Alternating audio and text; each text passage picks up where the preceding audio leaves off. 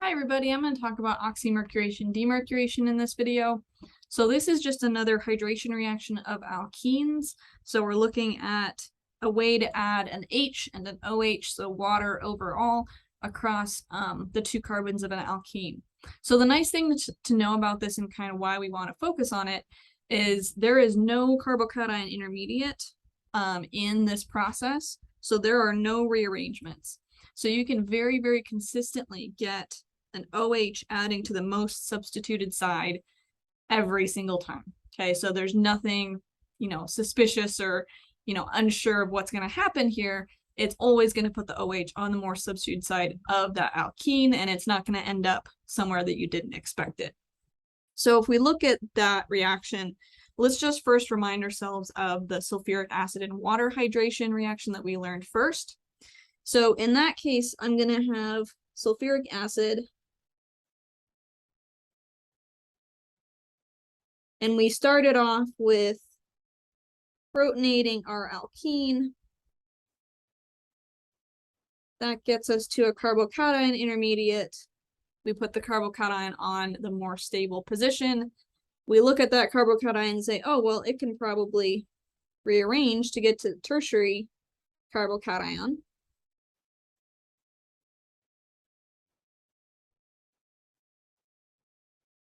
And then after our nucleophilic attack and deprotonation, we get to that reaction, right? Which, unless you drew out the carbocation, you might not necessarily see that coming. And so it can kind of be an unexpected product, but that's probably going to be your major product. So if you're having troubles with that, the way to do this, to avoid that issue, is just using an oxymercuration-demercuration reaction instead.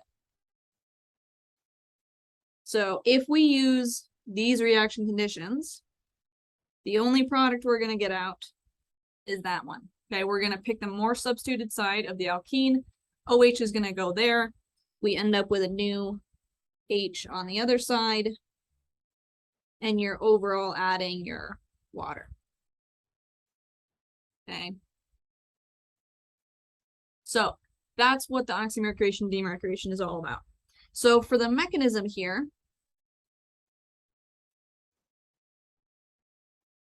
and just backtracking a little bit.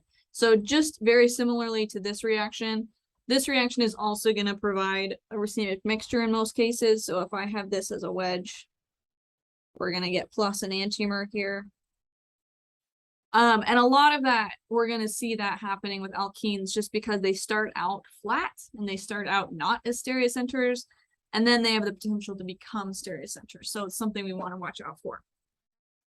So for the mechanism here, we're using reagents that are a little bit different than what we've seen so far, but we're actually going to be using them in very similar ways to what we've already seen. So the first thing is we've got our mercury acetate,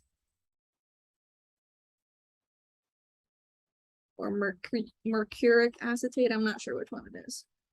Something acetate with mercury. Okay, so this is our mercury acetate. The very first thing that happens is these ligands, these acetate ligands, are actually very labile, which all that means is that they're very easy to come off. Okay, so a mercury, that metal, is going to be pretty easy to have it be more positively charged. So we're just going to essentially have leaving group leave, and that's going to get us a free acetate. Okay, so whenever you do this reaction, you're going to be smelling a lot of like vinegary smell because this is the conjugate base of acetic acid. So you're going to get that. You're going to get a positively charged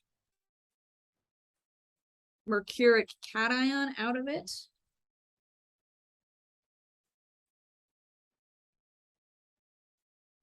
And then we still have our alkene. Okay, so just like we did the protonation step here with our sulfuric acid, we're basically going to be using this as a proton, and then we're going to have the alkene attack it. So it's kind of like a combination of the sulfuric acid protonation in addition to like a bromonium ion formation, and you'll see why in a second. So if I come attack that positively charged mercury, I can also have the electrons from the mercury go and attack the alkene, right? Very bromonium ion vibes here.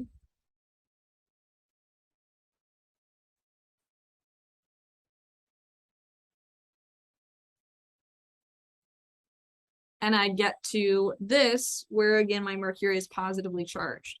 Okay, so we really want to think about this is like the bromonium ion.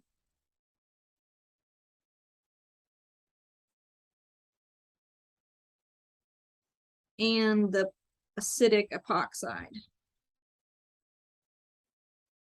Okay, so we're going to see very, very similar reaction conditions with this mercurinium ion as we do with the protonated epoxide and the bromonium or polonium ions. Okay, so we're really looking at, again, one of those kind of three-membered ring intermediates here. So now we can have our water come in. And again, we're looking at water as being one of those weak nucleophiles, okay?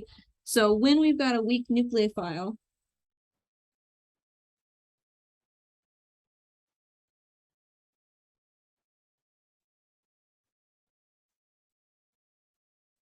so it needs a really good positive like electrophile to attack.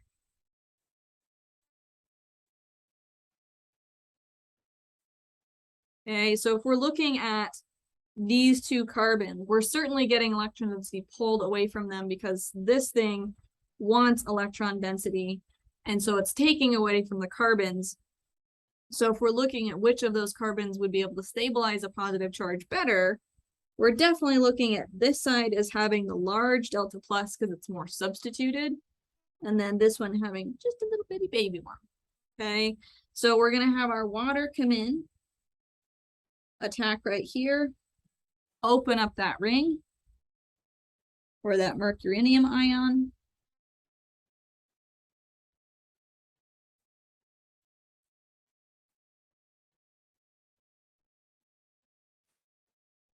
Ugh, still didn't move that over far enough. And then we get to this. We can have our water deprotonate that.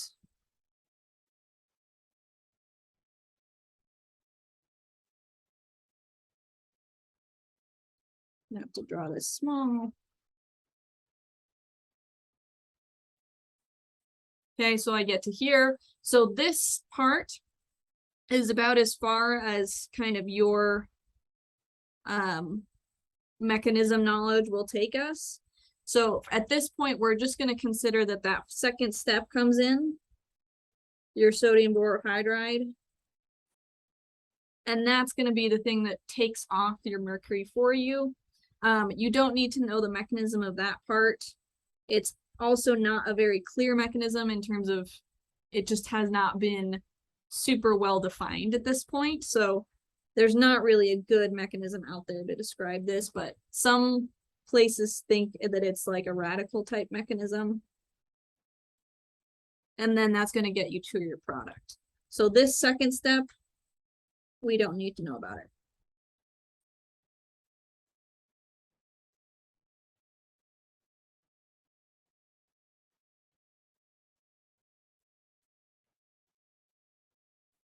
Okay, so it's going to take that off and replace it with one of these hydrides, so the H's. Okay, so it is something that we want to think about also in terms of what all we can do with this. So we can use other other nucleophiles.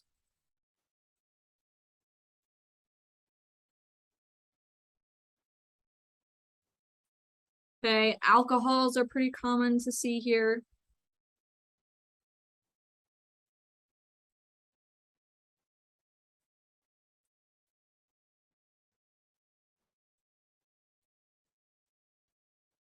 And that will form an ether instead of an alcohol, but the regiochemistry is still going to be the same in terms of where you're actually adding it. So that's the oxymercuration-demercuration reaction. And as always, let me know if you have any questions, and I'll see y'all later.